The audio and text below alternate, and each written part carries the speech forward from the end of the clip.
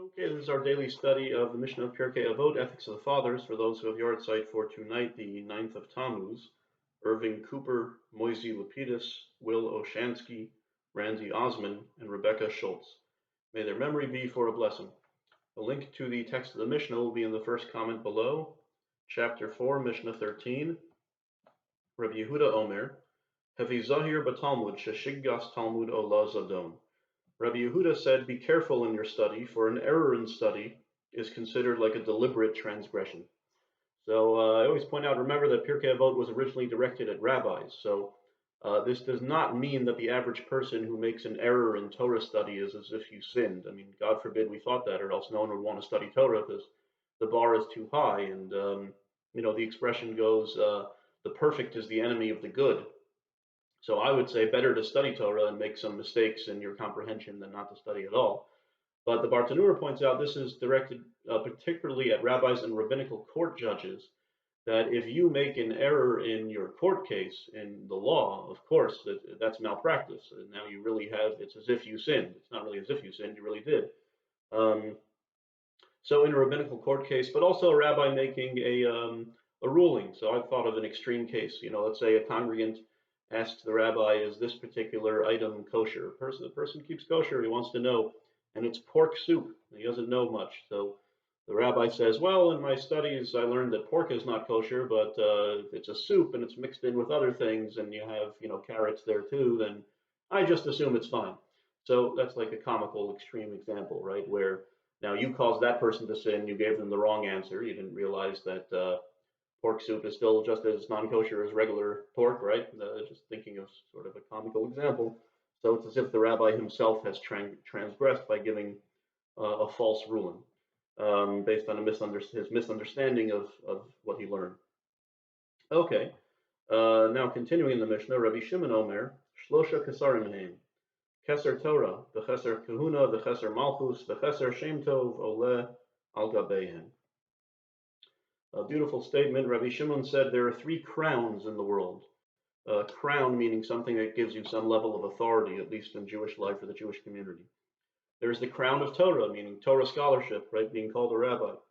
The crown of priesthood, being a Kohen, which nowadays only entitles you to the first aliyah and shul and to duchening, right, blessing the people on Yontif and to certain restrictions, not being able to go to a cemetery. So it's not so valuable these days, but certainly in temple times, being a priest was one of the crowns, and it really still is nowadays too, at least on a ceremonial level and in other ways. And the crown of kingship, right? Whoever's the king of Israel. But the crown of a good name exceeds them all. This is something you'll often hear in eulogies from a rabbi for someone who did have a good name, that the crown of a good name. And this is sort of the meritocratic view of the Torah, the egalitarian view of the Torah, that anyone can achieve a good name. You don't have to be born into it. And as Rambam puts it about the other crowns, so he says the crown of priesthood was given to Aaron and his descendants. Aaron was the first high priest, the brother of Moses, and you cannot buy your way into a priesthood. The old joke, classic Jewish joke, is a man wants to bribe a rabbi. I want to be a Kohen. I'll give you $10,000. And the rabbi says, no. And finally he asked, why do you want to be a Kohen so much? And the guy says, because my father was a Kohen and his father was a Kohen. So the joke is the guy doesn't realize you're born into it. It's just hereditary. And actually, they found the Kohen gene. There's officially some kind of Y chromosome where something like 90% of Kohens actually do have the Kohen gene, which perhaps means the other 10% aren't really Kohens. But anyway, the vast majority of people who claim to be Kohens really do have a common male ancestor.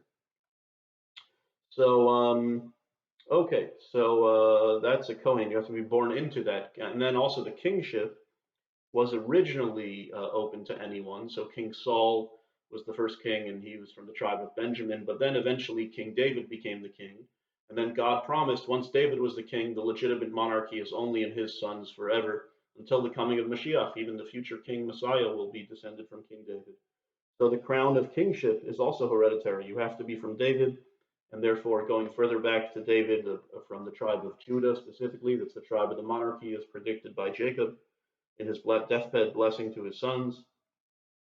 Rambam says the third crown before the good name, the crown of Torah, is the most equal of those three, and that anyone can achieve Torah scholarship, interestingly enough. So it's not quite right. We contrast these three, that a Kohen, a king, and a Torah scholar, and then a good name exceeds them all. But even within those three, the crown of Torah is actually, this is what Rambam points out, is greater than priesthood and kingship, because anyone can achieve Torah scholarship.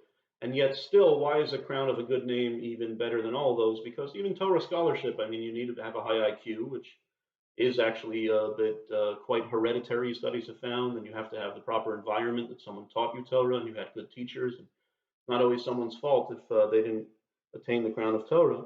So it's the most egalitarian within those three, but the crown of a good name exceeds them all, because anyone in the world can, just through proper character, achieve a good name through their conduct. And Rambam also points out the crown of a good name is the actual completion of the crown of Torah itself, because if you properly study Torah and internalize it, you will also have a good name. And the same is actually true for a priest and a king, that you're supposed to live up to those crowns that you're born with. To be a proper Kohen and to be a proper king and a proper Torah scholar, you ought to have a good name, but not all of them do. Even Torah scholars, right? Not all Torah scholars. Sometimes just an intellectual pursuit. You could be a great scholar, but not live up, not practice what you preach, literally. So the crown of a good name surpasses them all. Okay. So we'll say the El Malay. El Malay Rachamim Shochein Bamiromim Hamitzei Menucha Nechon Al Kanfei HaShechina B'malos Kedoshim Tahorim Kazor Harakia Masirim Es Nishmos Kol HaSkaros Shel HaLayla Shel Chuli Olamam Ba'avur Shemispalnim Badas Karas Nishmasam Began Eden Tei Menuchasam V'chein Bal Rachamim Yastireim B'Seser K'nafav Li'olamim Yitzror B'Tzor HaChaim Es Nishmasam Adonai Nachlasam Yanuchu B'Shalom Mishvasam and Amar Amen. And in English, O God, full of mercy, who dwells on high, grant proper rest on the wings of the divine presence in the lofty levels of the holy and pure, who shine like the glow of the firmament, for the souls of Irving Cooper, Moisey Lapidus, Willow Shansky, Randy Osman, and Rebecca Schultz, whose yard sites are tonight, and whose memory we study and pray. May their resting place be in the Garden of Eden. Therefore, may the Master of Mercy shelter them in the shelter of his wings for eternity. May he bind their soul in the bond of life. Hashem is their heritage. May they rest in peace. And let us say amen.